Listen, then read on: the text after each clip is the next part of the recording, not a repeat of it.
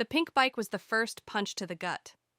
Lillian Moore slowed the car as she turned onto the familiar cul-de-sac in Asheville, North Carolina. The last time she'd been here, the grass was knee-high, the gutters sagging, the yard neglected like the lies her husband Brandon kept spinning. But now? The hedges were trimmed, begonias bloomed under the front porch, and that bike, with its purple ribbons fluttering in the breeze, stood proudly upright under the tree.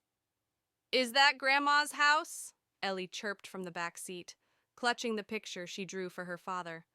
Her voice cracked Lillian's chest like glass. She forced a soft smile. "Yes, baby. But let's wait a moment, okay? I just want to look around." She parked a few doors down and stared. Her breath fogged the windshield despite the warm spring air. She wasn't supposed to be here, at least not unannounced. Brandon had insisted for weeks that Sylvia, his mother, was too sick for visitors. "Heart failure," he said. "Too fragile for stress."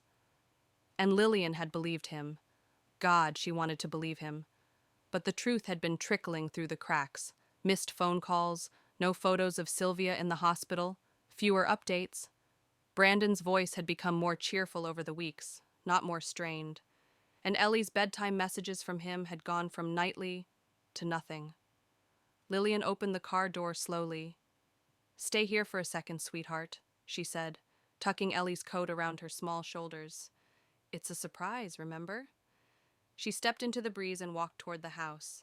That's when the front door creaked open. A young blonde woman in leggings stepped out, tossing a trash bag into the bin. She turned, startled by Lillian's presence, but quickly shut the door behind her. The ache in Lillian's stomach twisted.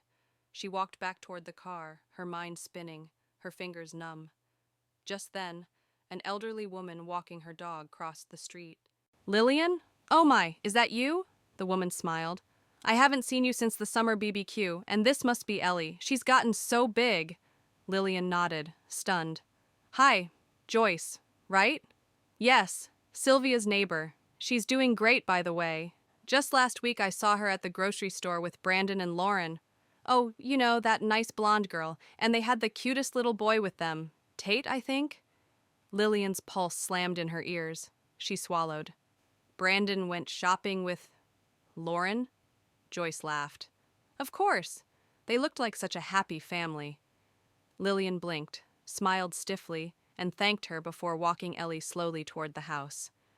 Her knees felt weak, but her grip on her daughter's hand was firm. They reached the porch. The door wasn't fully shut. Inside, laughter floated out, unbothered, ordinary. "Sweetheart," Lillian said softly, kneeling. "Do you want to see Daddy?" Ellie nodded. Lillian lifted her gently, allowing her to peek inside through the gap in the door. What Ellie saw made her freeze.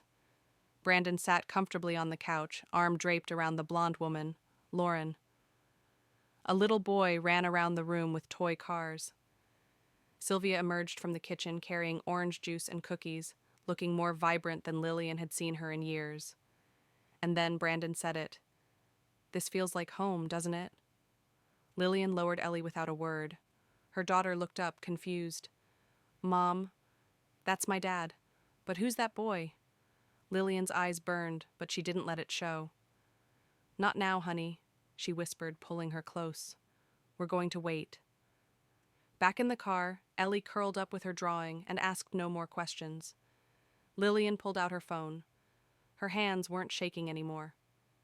She stepped out of the car again, this time alone, and walked to the side of the house, hidden by trees. She tapped record. Inside, Brandon's voice echoed loud and clear. "I have a new family now. Ellie. She'll have to adjust." Lillian's jaw clenched. She whispered into the camera. "He doesn't know this yet, but I'm not the one who's leaving. If you've ever been left behind after giving everything, type 1 in the comments." Lillian stood frozen in the break room, her hands still clutching the clipboard when she heard April's name announced over the intercom. "Attention all staff. Effective immediately, April Benton will be assuming the weekend shift supervisor position. Please offer her your support as she transitions into leadership." A coffee cup slipped from someone's hand nearby, but Lillian didn't blink.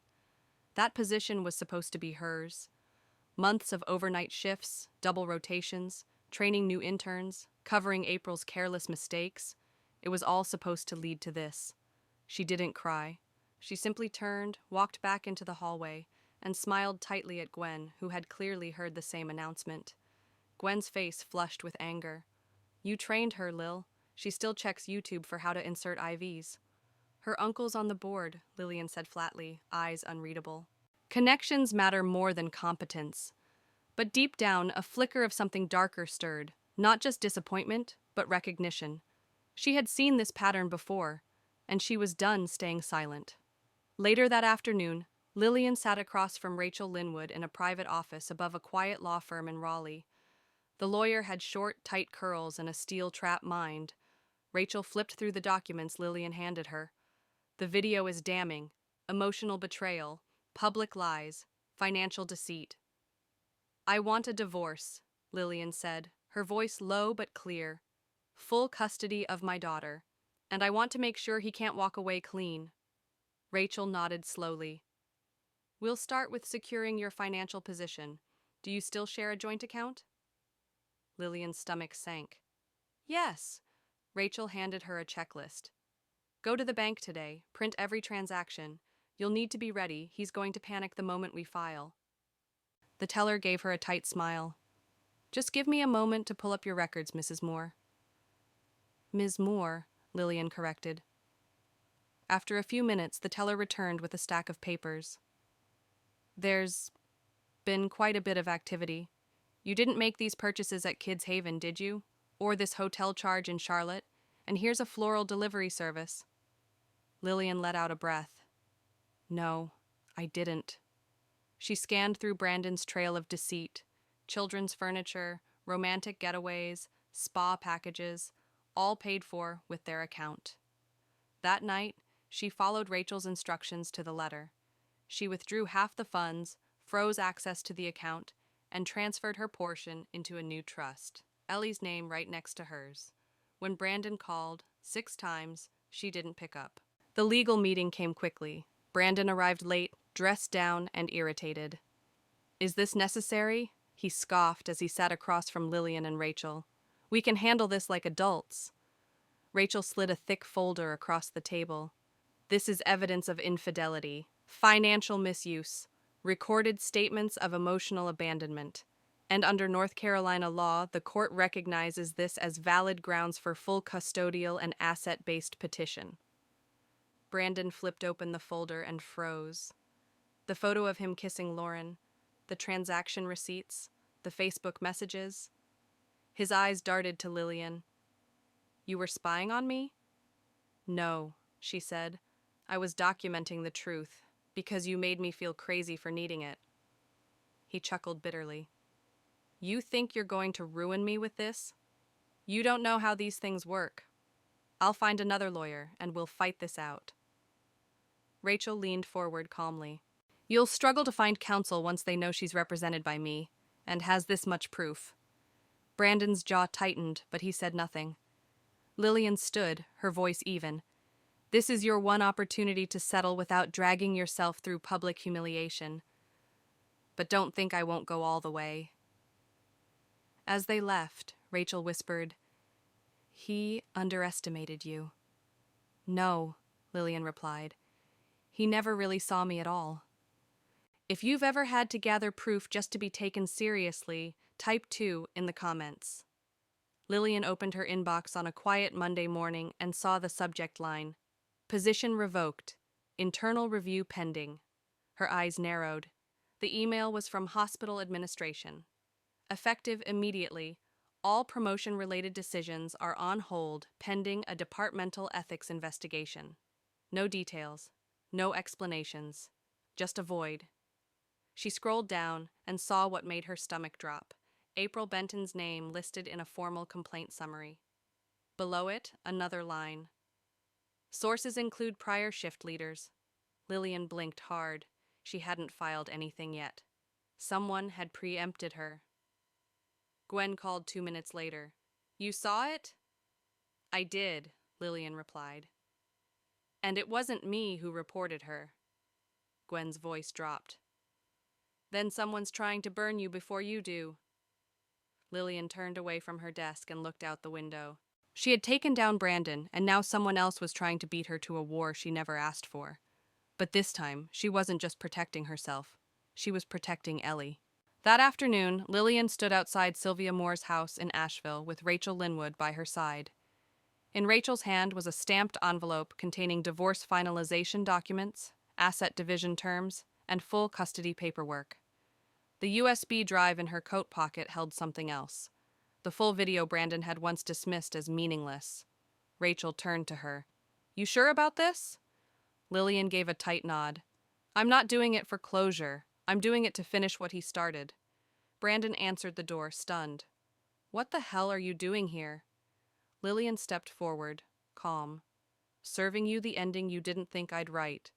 Lauren emerged from the hallway, coffee mug in hand. She froze. "Is she serious?" Rachel stepped in. "We're here under legal right. The home is tied to joint marital assets, and the paperwork you're about to receive outlines every violation, from infidelity to financial misconduct." Brandon laughed bitterly. "You really think any of this matters now? She's already moved on, and so have I." Lillian pulled out her phone, played the clip. "Tate needs me more. Ellie will adjust." The house fell into silence. Sylvia walked in from the kitchen and narrowed her eyes. "Lillian, this is harassment." "No," Rachel interjected. "This is enforcement. And according to the credit card statements, your son has been using marital funds to support your household. That will now be under court review." Brandon's face paled. "You wouldn't—" "I already did," Lillian said. Lauren looked between them. "You told me she wouldn't fight. You said she'd let it go." Brandon tried to protest, but Lauren shoved the coffee mug into his chest and stormed out. Sylvia disappeared without a word.